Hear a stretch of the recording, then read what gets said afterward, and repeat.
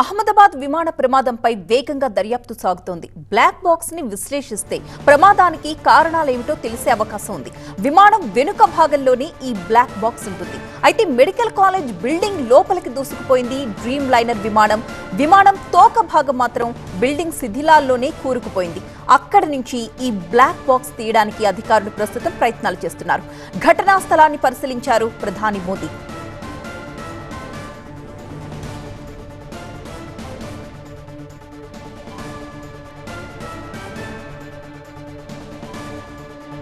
అహ్మదాబాద్ విమాన ప్రమాదంపై వేగంగా దర్యాప్తు సాగుతోంది. బ్లాక్ బాక్స్ ని విశ్లేషిస్తే ప్రమాదానికి కారణాలేమిటో తెలిసే అవకాశం ఉంది.